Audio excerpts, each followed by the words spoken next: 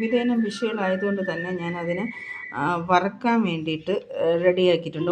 ഓരോ തരത്തിലുള്ള മീനുകളായത് കാരണം ഞാനത് വറക്കാമെന്ന് വിചാരിച്ചു. അപ്പോൾ അതിന് വേണ്ടി ഇൻഗ്രീഡിയൻസ് ഉള്ളി, പച്ചമുളക്, ഇഞ്ചി, മഞ്ഞൾപ്പൊടി, മുളക് പൊടി, ഉപ്പ്.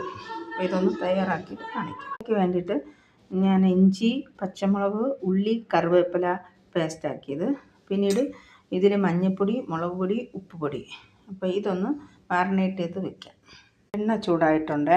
അതിലേക്ക് നമുക്ക് മാറിനേറ്റ് ചെയ്ത് വെച്ചേക്കുന്ന ഫിഷ് എടുത്ത്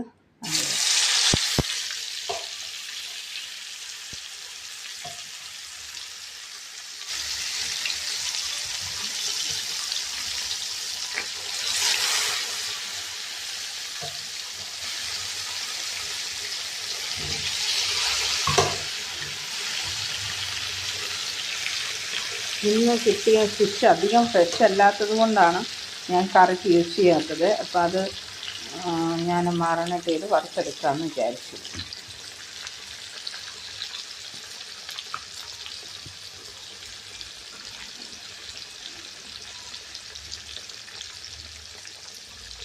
ഇതൊന്ന് വെളിച്ചെണ്ണ ഇടട്ടെ.